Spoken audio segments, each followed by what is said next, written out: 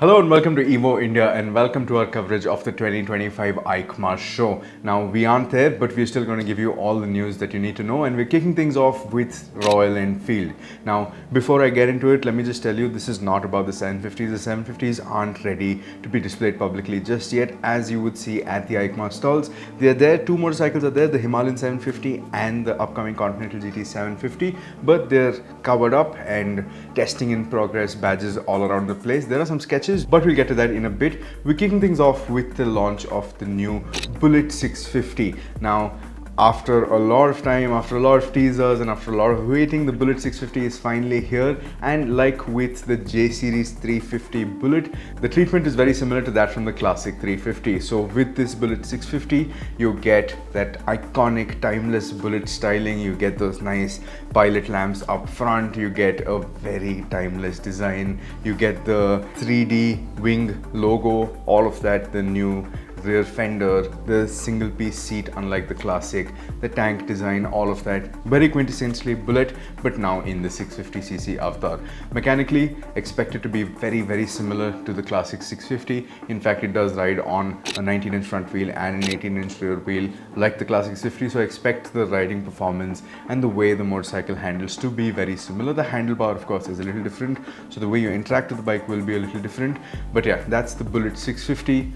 Power figures, stock figures, all of that very similar. It will be available in two colors. They'll be on your screen right now. What do you think about it? Let us know in the comment section down below. So the Bullet is the longest running production motorcycle in the world. It was first launched in 1932 and it's now in its most powerful avatar with the 650cc platform. Now apart from that, Royal Enfield has also launched the 450 Mana edition. Now we were expecting Royal Enfield to launch the Rally Raid, or rather unveil the Rally Raid edition that was promised, but that's not going to be unveiled just yet. Royal Enfield is still working on that. Now, what you essentially get over here is a new black color scheme. So it's similar to the white in the first Himalayan 450 that launched, but it's inverse, so it's black with the nice camo print on it. It's been inspired from the Mana region up north in the Himalayas, which is at an altitude of 18,478 feet, and it's apparently a very tricky pass to accomplish, to cross on a motorcycle, giving the Royal Enfield Himalayan everything that it needs in terms of the identity. That's something that's made to conquer the Himalayas. So that is what you get with the Royal Enfield 450 Mana edition. Apart from that, the motorcycle also gets a few accessories as factory fitment from the factory program. Now that includes the rally style bench seat, the rally rear fender, you get black guards and the tubeless spoked rims as standard fitment. These aren't components that weren't already available in the market, but of course they are color matched for this motorcycle. The black handguards, it all gives it a proper rally stance. Now this again mechanically is unchanged from the Himalayan 450, so you won't really expect a lot more in terms of capability. Yes, the rally seat will allow you to straddle the bike better, but again mechanically everything is the same, so you're not really getting an all new motorcycle. What you are getting is a new color with factory fit accessories. What do you think about that? Let us know in the comment section down below.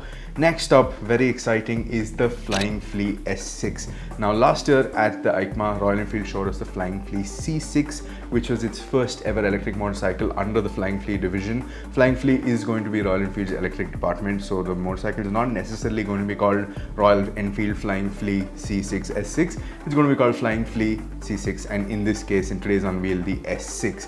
Now this was showcased very briefly last year, and it did give us a hint that it's going to be a scrambler motorcycle, and now no doubts remain, it is a scrambler motorcycle. Royal Enfield has taken the wraps off the S6. We don't have exact specifications just yet, just like we didn't with the C6 as well, but what we can tell you is that it will get a 19-inch wheel at the front and 18-inch wheel at the rear, long travel upside down telescopic forks, not the girder forks that we see on the C6.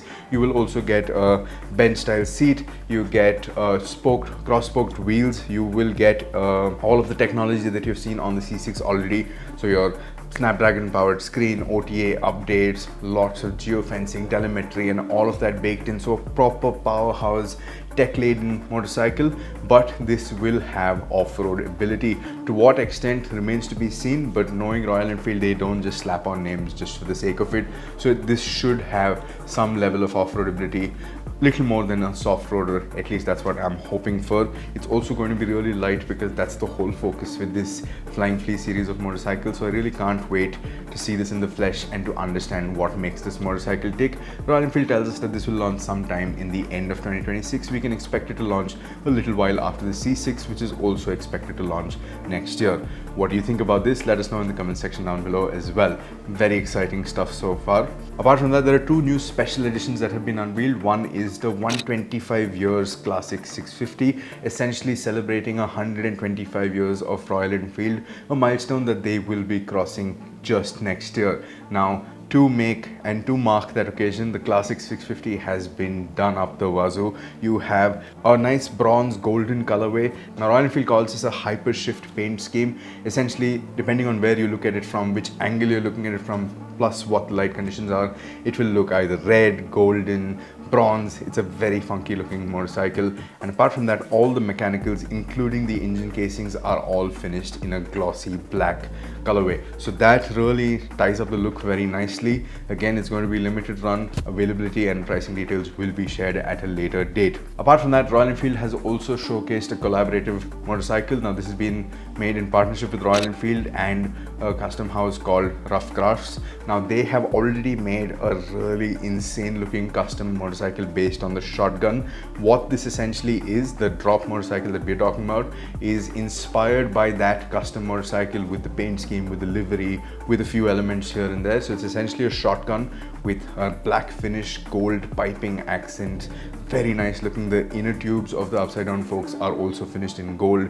A lot of exclusivity going on over here. It's a very nice looking design. The shotgun itself is a very nice looking motorcycle, and with the shotgun, Royal Enfield has really leaned hard on the customs program, and they've really given many custom houses and motorcycle designers proper creative liberty to come up with what they can, no matter how wild. In fact, the wilder the better.